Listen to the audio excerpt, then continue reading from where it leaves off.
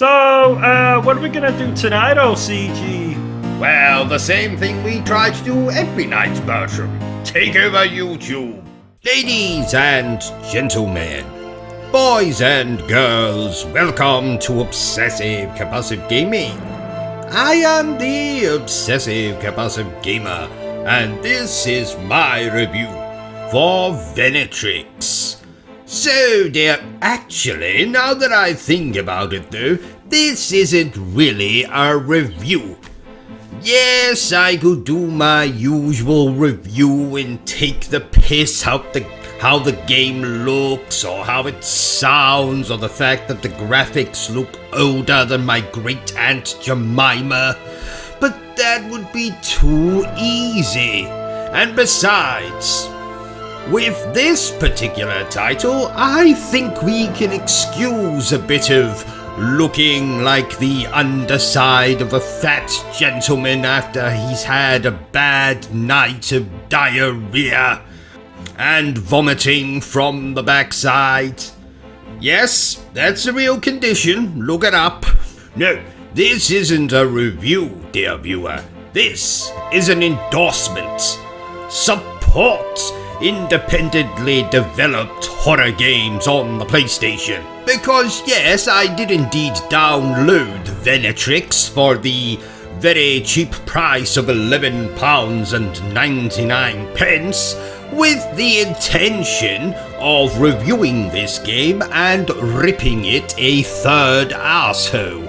Yes, that's a real thing as well. You don't believe me? Look it up.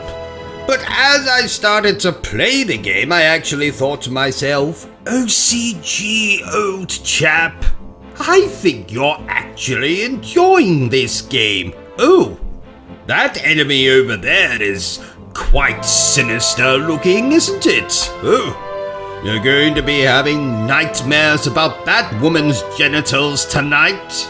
But I'm getting ahead of myself, so let's discuss the game's story. Now, in this game, you can play as either a male who will wield firearms, or as a female who does not wield firearms. And that means that this game gives you two very distinctive playthroughs of fundamentally the exact same story. Now, I chose to play as the chap, because of course I did. And as the chap, you're investigating some strange events at a house, and that eventually turns into some kind of bloody Silent Hill situation. You end up going to an insane asylum, walking through the sewers, engaging in combat with the sinister enemies I mentioned earlier. And I wasn't joking, some of them are damn sinister. Very creepy, especially in the later parts of the game. There's also a few puzzles you have to solve, and thankfully, these are not too taxing, which made my experience with the game quite a laid-back, relaxing, well, not really relaxing, it is a horror game after all, but I never found myself stressed, I never found myself annoyed, I never really found, well, except for one section involving enemies that have guns, but I'll forgive that. We'll put that down to budget constraints. That's right, dear viewer, this game looks the way it does because of budget constraints. Now, don't get me wrong, some of the locations and the environments and the backgrounds are absolutely spectacular. Again, particularly in the later parts of the game, which I'm showing off here for you to admire and masturbate to. And use as a phone background. Yes, that's what I meant to say. Use as a phone background. What was I talking about? Oh yes, gameplay. Now this plays very much like any other third-person horror shooter game. You'll occasionally encounter enemies, you have to shoot them. Thankfully on the lower difficulty they go down in 1 or 2 hits. There's also a boss fight at the end of the game, which I won't spoil for you here, but here's a little bit of advice for you for when you play this game. Because of course you're going to play this game. If I recommend it, you're going to go buy it right bloody now, aren't you?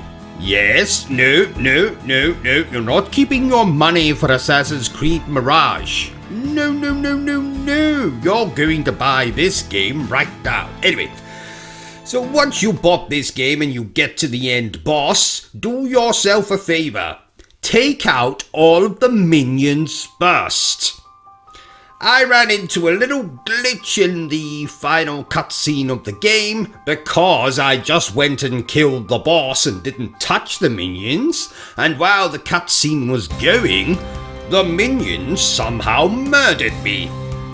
So it put the game back to my last checkpoint and I had to do the boss all over again. So there's a little bit of advice for you. And if you appreciate that advice, well, don't you dare forget to subscribe to this channel and like this video. So, what else can I tell you about the game? Now, each playthrough, as in the playthrough with the chap and the playthrough with the not-chap, will take you about an hour and a half to 2 hours each. So, all in all, this game is roughly about 4 hours long. Which isn't that long, but trust me, there's nothing worse than a game outstaying its welcome, and thankfully this game does not. So, not only is it cheap, it is short, to the point, there's creepy enemies, there's gunfights if you play as the chap, there's sneaking around if you play as the not-chap, there's some impressive visuals and backgrounds which you can use as your telephone background. And all in all, I really enjoyed this game. And if you like horror games, you want to support independent game developers, then put your money where your buttocks are.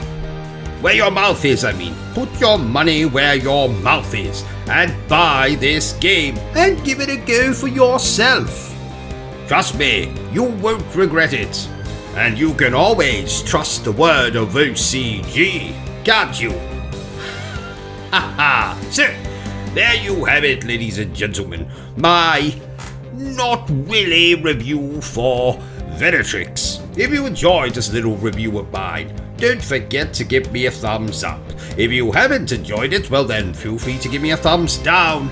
But please remember the single most important thing I always tell you, dear viewer, and that is to always stay obsessed with gaming. Are you still here? Oh, you must have really enjoyed this video then. In that case, you had better subscribe to the channel and check out our other content. Otherwise, you're a booby pants, and no one wants to be a booby pants.